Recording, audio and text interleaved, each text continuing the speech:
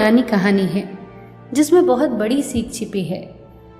एक आदमी कई देशों की यात्रा करके अपने दोस्त के घर लौटा। रात उन्हीं के यहाँ ठहरा।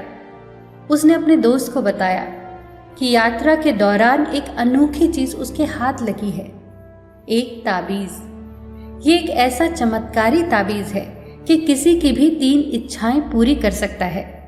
उसने आगे कहा, मैंने सोचा था कि ये तुम्हें दूंगा, पर अब मैं डरता हूं कि दूं या ना दूं।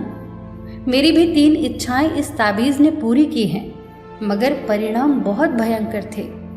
और जिन जिन को भी मैंने ये ताबीज दिया उनकी इच्छाएं तो पूरी हुई, पर बहुत खतरनाक तरीके से। ये सब बातें दोस्त की पत्नी सुन रही थी। तुरंत उसने अपने पति से ताबीज मांगने को कहा। पति के मन में भी 3 इच्छाएं पूरी करवाने का लालच तो था, पर साथ ही साथ डर भी था।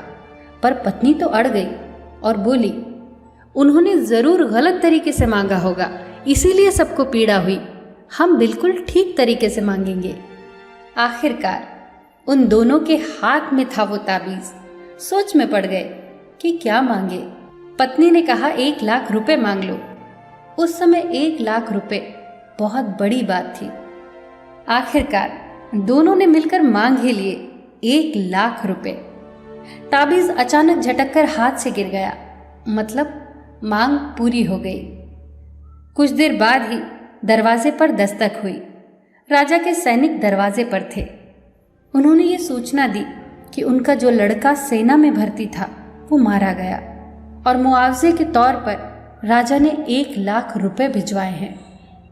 दोनों सिर पीट कर रोने लगे, पर अब कुछ नहीं हो सकता था। दोस्त ने तो पहले ही कहा था कि इच्छाएं तो पूरी होंगी, लेकिन भयंकर तरीके से।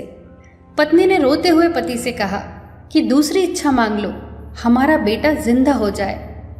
दोनों ने फिर से वो ताबीज उठाया और मांगा कि बेटा वापस जीवित हो जाए। ताबीज फिर से झटक कर जमीन पर गिर गया, मतलब इच्छा पूरी हो गई। कुछ देर बाद दरवाजे पर फिर से दस्तक हुई। उन्होंने दरवाजा खोला तो वहां कोई नहीं था, पर एक आवाज आई, माँ मैं आ गया।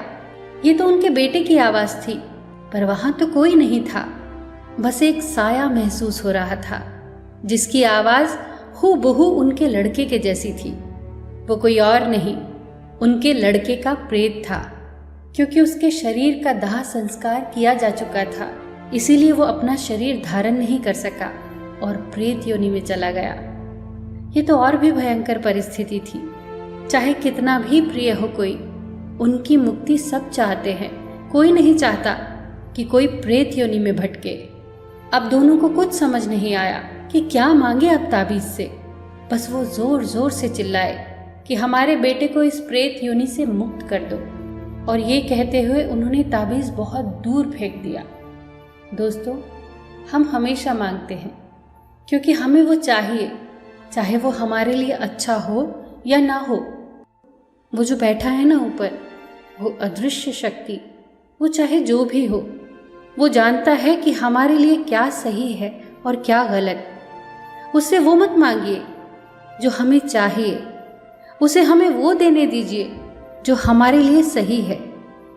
एक समझदार व्यक्ति ईश्वर से कभी नहीं कहता कि मेरी प्रार्थना पूरी कर। वो हमेशा यही कहता है कि जो तेरी मर्जी है वही करना। बस एक बात याद रखिए, आपकी हर चाल के बाद अगली चाल वो चलता है, वो ऊपर बैठा बाजीगर। आपकी चाल आपकी पसंद कहलाती है और उसकी चाल परिणाम। बस अपना कर्म करिए और सब कुछ छोड़ दीजिए उसके ऊपर।